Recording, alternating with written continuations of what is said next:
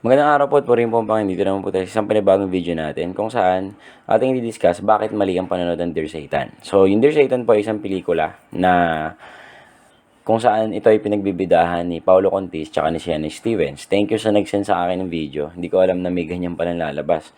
Pero yun, discuss natin to. Sa istorya, si Sienna Stevens ay sumulat para daw kay Santa tapos napalitan ng spelling na punta daw kay Satan. So, si Satan, pinuntahan siya para sirain siya at para gawin siyang masama. Ang problema, mas mabait si Sienna Stevens. Okay, tapos nabago niya si Satan. Ayun yung takbo ng story. The problem, si Jesus na yung pinakamabait eh. Di ba? Hindi niya nabago si Satan kasi hindi na siya magbabago. Okay? Tinanggal na ni Lord lahat ng kabutihan na meron kay Satan. At etong ganitong klaseng genre na Satan seems good, Satan seems such a cool guy na we can relate into ay eto, example dito yung Little Demon kung saan anak siya ni Satan tapos si Satan is such a cool guy tapos may mga demons.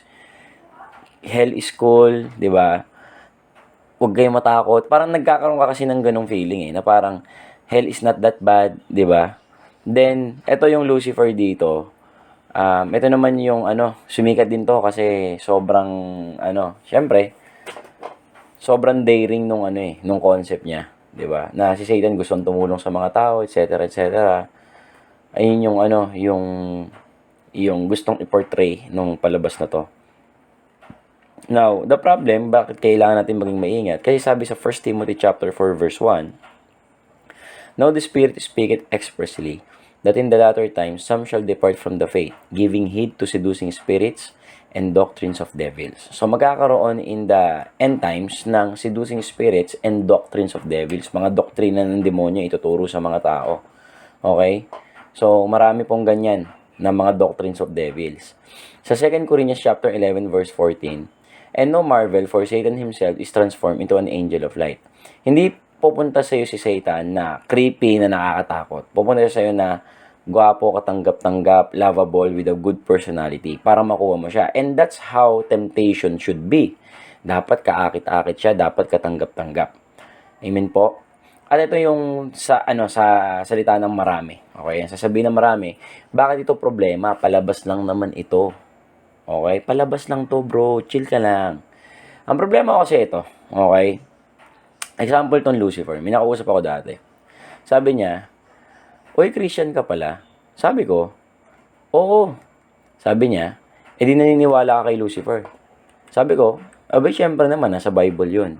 Tapos sabi niya, "Hindi mo ba alam? Misrepresented lang siya. Hindi talaga siya masama." Sabi ko, "Saan mo nakuha yun? Sa Netflix, yung Lucifer na palabas?" Proudly sabi niya, "Oo." Di ba? Doon ako na-shock. Kasi, these people are very gullible. Na itong mga palabas na to, they are not fiction for them. They are real for them. Ano yung nabibuild up sa kanila? Sympathy for the devil. At kung doon sa namin, sa conversation namin nung, na nakausap ko, ay, sabi niya, misrepresented. Ito, medyo delikado yung word na yun. Bakit? Saan ba nakasulat na masama si Satan? Sa Holy Bible. So, are you telling me the Bible is lying na misrepresent niya si Satan? Okay? Ayun kasi yung mangyayari. You put a lot of good character kay Satan. Okay? Something na mamahalin siya ng mga tao. Then, magkakaroon ng sympathy yung mga tao sa kanya. Then, kapag, yung mga tao na yun, sobrang idol na si Satan. Okay? They will turn against the Bible. Okay po?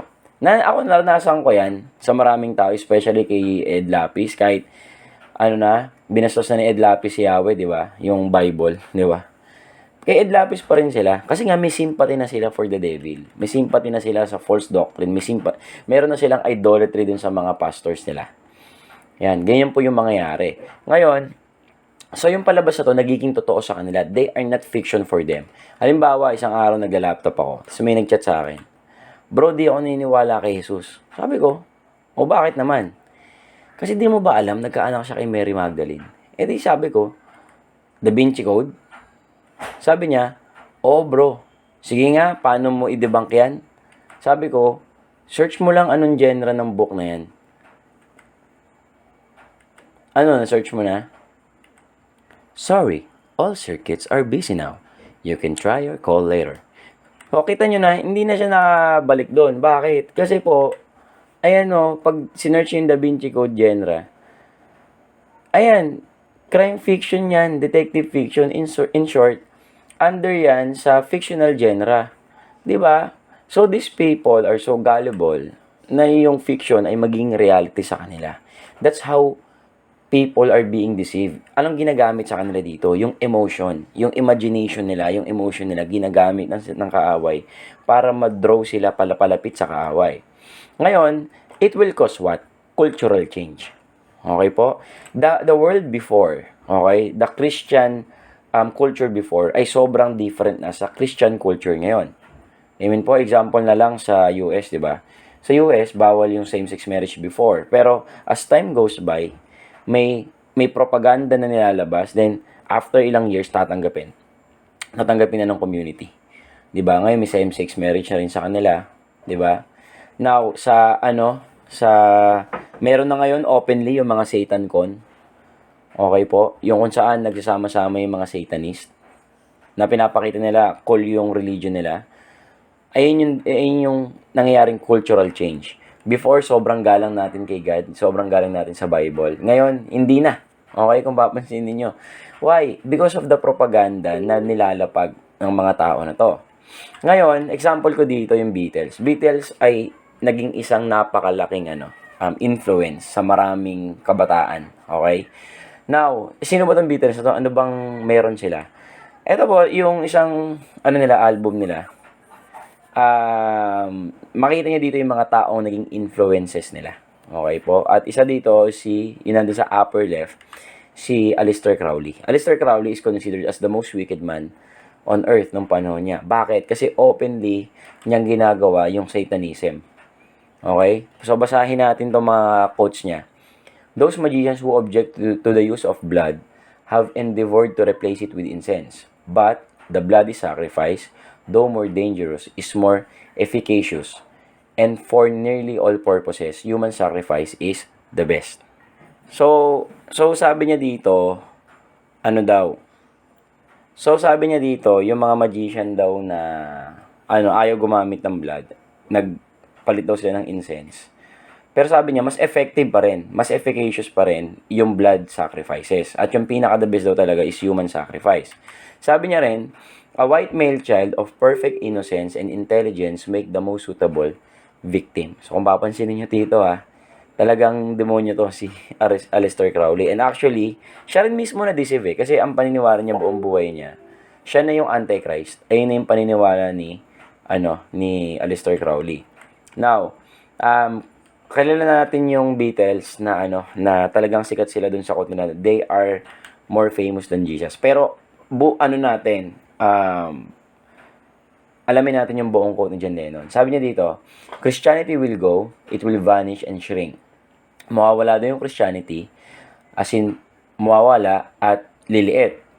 Hindi ko na kailangan makipagtalo dyan. I needn't argue with that.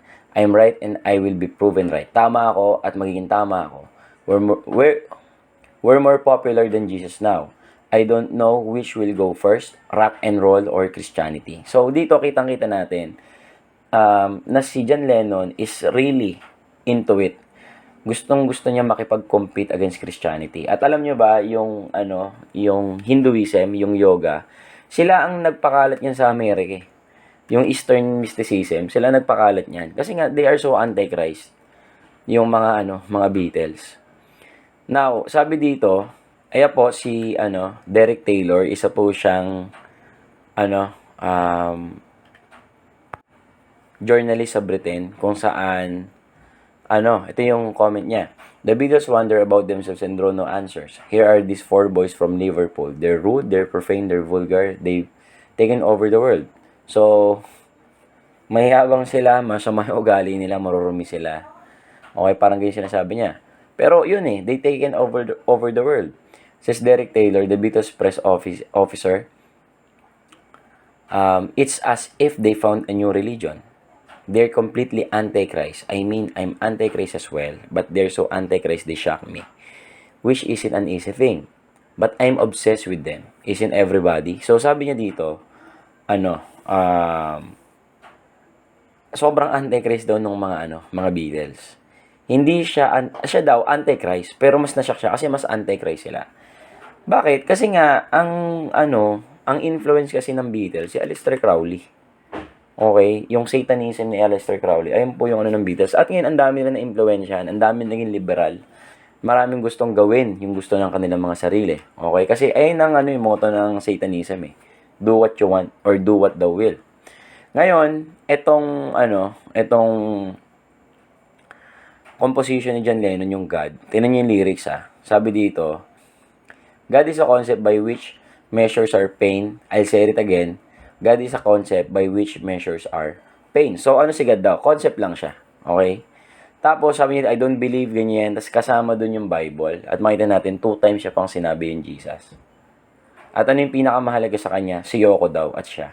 And that's the idolatry ng panahon na to. Ang idolatry ng panahon na to is the romantic love. They do not want the love of God. They want that romantic love. Kaya yung mga kabataan, ang hirap dalhin kay Lord kasi ang hinahanap talaga nila is romantic love. We are so intoxicated ng romantic love na mas matamis yung pag-ibig ng tao kaysa sa pag-ibig ng Diyos. At kung papansin niyo, doon bumaksak si Adam. He chose the love for that woman rather than the love of God. Ayun yung naging testing kay Adam noon. Now, dun sa imagine, okay, sabi dito, imagine there's no heaven. It's easy if you try. No hell below us, above us, only sky. So, kung papansin niyo, it's easy if you try. Dito nang hihikayat siya, huwag mo nang isipin yung langit at yung impyerno. Mas madali yun kung susubukan mo. Now, kung papansin niyo, ang problema, one of the greatest pillar of the Bible is to prepare ourselves sa afterlife. Amen? Isipin nyo ito, kinakanta lang nila to. Example ko nga yung Lucifer. Pinanood niya lang pero totoo na para sa kanya. Paano pa yung mga tao na nakinig ng mga kanta na to ni John Lennon? Mag-iiba rin yung mindset nila. O bakit? Wala naman yata sigurong heaven, walang hell. Then di sila magpe-prepare. This is one deceitful device ng kaaway. Amen? Now, ano nangyari kay John Lennon? Yun, binaril, patay. Okay? Namatay siya ng maaga. Isa pang example dito si Freddie Mercury, na maraming uma-idol. So, sabi niya dito, oh, I was not made for heaven. No, I don't want to go to heaven. Hell is much better. Think of all the interesting people you're going to meet down there. So, sinasabi nito si Freddie Mercury. So, para kay Freddie Mercury, ayoko sa langit. Gusto ko talaga sa hell. Okay? So, yun. Paano yung mga taong sumusunod sa kanya? And we know the end of this man. Okay? Namatay siya sa HIV because of a sinful life. Namatay siya ng maaga because of that sinful life. Similar din po kay John Lennon at marami pang iba. Okay? At kung papansin yung isang kanta niya, yung Bohemian Rhapsody, sabi niya dito, Beelzebub has a devil put aside for him. For him, for him. So, dito sinasabi na naglagay na si Satan ng demon sa kanya. 'Di ba? O nakabantay sa kanya o para sa kanya. Ang problema, ang dami-daming kumakanta niyan, 'di ba? Imagine na kino-confess nila 'yon. Tapos isipin niyo rin 'to 'di ba? Ang daming Christian kumakanta nito. 'Di ba? Because of that idolatry dun sa tao na 'yon. Now, itong mga to, yun nga parang maliit lang, kanta lang, pelikula lang, pero hindi, may malaking epekto yan. At ito sabi nga ano ba yung sabi ko sa inyo kanina? 'Di ba? Cultural change. Gusto nila magkaroon ng cultural change from a godly environment, a godly community, a godly society into a devilish satanic society. Mag-uumpisa yan sa maliit pataas. Ngayon example dito si Vladimir Lenin, siya yung founder ng Communist Party sa Russia. Sabi niya dito, give me just one generation of youth and I'll transform the whole world. At alam natin yung yung communism. Yes, si Karl Marx ang nag-idealize niyan. Yes, si Karl Marx ang nag-formulate niyan. Pero I know in the spirit, sinasatan yan. Okay, invention talaga ni Satan yan. At sa isang communist party, communist country, talagang bawal yung religion. It is against God. Ipinapropagate talaga nila is atheism. Bakit? To have a cultural change. Okay po? Now, pag bumalik tayo kay Jesus, si Jesus mahal na mahal yung mga bata.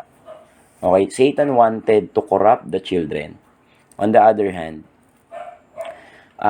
Jesus wanted to save the children. At sabi niya nga, wag niyo silang hayaan wag niyo silang ilayo sa akin.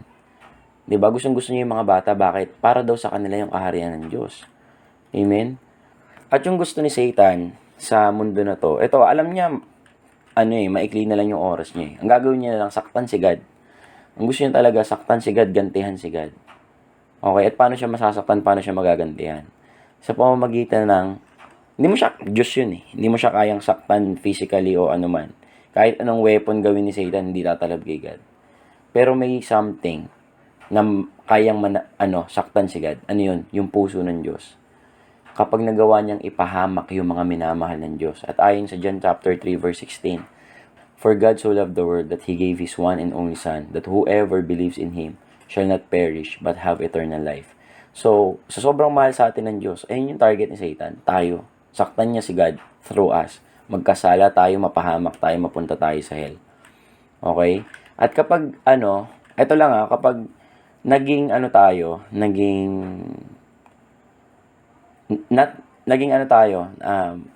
hindi mapagbantay or naging non-vigilant tayo. At kapag naging non-vigilant tayo, ito yung mangyayari. Okay, again, magkakaroon ng cultural change. And that cultural change will lead to this. Okay, actually ito, pinapamigay po ito sa US. Ito mga satanic coloring book kung saan pinopromote nila yung Satanism sa mga bata. May mga satanic symbols. Yung gitna, kung papansin niyo, si Anton LaVey, yung founder ng Church of Satan sa US. Tsaka ito, gumagawa yung mga bata ng satanic rituals. So, they are making Satanism more acceptable, more cute. Okay? Ayun yung ginagawa nila. At sabi ni Lord dito, It will be terrible for people who cause even one of my little followers to sin. Ganun kahalaga yung pinakamaliit na kaluluwa na sumusunod sa Panginoon. Mabuti pa doon na talian ng gilingan na bato yung leeg tas itapon sa dagat. Kaysa naman maging sanhi ka ng pagkakasala ng pinakamaliit na ito. At yung target ng Diablo talaga ay yung mga kabataan, lalo na ngayon. Mga teens, mga kabataan, ayun yung main target ni Satan kasi it will cause a cultural change in the future. Ngayon, kaya ito naglalabasan yung mga palabas na to, naglalabasan yung mga ganitong music, yung mga ganitong kanta. At ito yung main purpose para baguhin yung isip ng mga bagong henerasyon. Ngayon, again, sabihin na naman natin, bro, masyado ka namang seryoso, palabas lang yan. Masyado kang seryoso eh. Ito lang, give the devil an inch and he'll become your ruler. At sabi nga dito sa Isaiah 5 verse 20, Who to those who call evil good and good evil, who put darkness for light and light for darkness, who put bitter for sweet and sweet for bitter. Woe to those who are wise in their own eyes and prudent in their own sight. Kawawa daw yung masama ginagawang mabuti, yung mabuti ginagawang masama, yung madilim ginagawang liwanag, yung liwanag ginagawang madilim. At sabi dito, yung mapait ginagawang ginagawang matamis at yung matamis ginagawang mapait. At kawawa yung akala nila matalino sila sa kanilang mga sarili. Sa kanilang mga sariling mga mata. Alam nila yung ginagawa nila. At ayun yung nangyayari ngayon sa mundo na to. Marami po sa atin naglalakad ayon sa nasa o ayon sa payo ng kanilang sariling mga puso. Hindi po ayon sa salita at sa instruction ng Diyos. Ngayon, sa kahuli-hulihan, anong comment ko dito? Pero wag naman tayo maglagay ng hate kina Paulo, Contis, tsaka kay Shena Stevens. Kasi unlike yung iba na mga nag-aaring marunong, mga nagpapastor pa nga, ng mga bulaan, kasi artista lang naman itong mga to eh, di ba? We do not know what's behind the curtain. Pero, syempre, hindi naman sila maalam sa salita ng Diyos. Gaya nga nung mga nagsasabi na magagaling sila, mga pastor sila. Pero, puro kalapastangan naman sa Diyos yung ginagawa. Let's not put hate on these people kasi hindi sila maalam sa salita ng Diyos. Even yung mga director. Ito kabulaanan tong ginawa nila. Kamalian, blasphemy tong gagawin nila. Pero let us pray for them kasi hindi naman to mga batikan sa salita ng Diyos. At let us pray na ayun nga na God put His light sa mga mata nila at makakita sila ng maayos. At ito sa akin, ito lang, payo lang. Punta ako ng Genesis chapter 2:16. Sabi dito, "And the Lord God commanded him, you may eat freely from every tree of the garden." Di ba? Except dun sa pinagbabawal ni Lord. At actually, alam ni Eva yan. Sabi nga nung babae dun sa serpent. Sabi kasi ng serpent, lahat daw hindi mo pwedeng kainin. Pero sabi ng babae, hindi, lahat pwede namin kainin. Pero lang dito sa nag-iisang bunga ng punong ito. So the point is, ang dami-daming pwedeng maging topic, ang dami-daming pwedeng maging tema, ang daming pwedeng maging genre na pwede nating gawan. Kumbaga, sobrang dami niyan, huwag na nating itry yung hindi pwede. Amen po. At yun, I do not recommend this movie na panoorin ng mga Christians. At even yung mga hindi Christians, ayokong panoorin nito kasi baka magkaroon nga sila ng maling perspective kay Satan. At kung gusto po natin na makita yung yung better perspective and in reality, sino ba talaga si Satan, ine-endorse ko po itong mga videos na to. At ipapaalam ko rin po kung pwede nating i-repost dito sa YouTube channel natin. At yun lang po. Kung sa mga gusto pa rin manood, wala po akong magagawa dyan. Sarili niyo pong desisyon yan. So, ang sa akin lang, kung matakas ang iyong pananampalataya, di ka tatablan, at sa tingin mo, di ka magkakasala sa Diyos, sige, gawin mo. Wala na ako dun. Pero sa mga sa tingin mo, hindi mo to kailangang panoorin at hindi maluluwalhati yung Diyos sa gagawin mo, huwag na lang po natin ituloy. At yun po, pray for them, pray for those who are lost. At ituloy natin yung pag-share ng gospel sa mga kababayan at lahat ng tao sa mundo. Yun lang po. God bless po.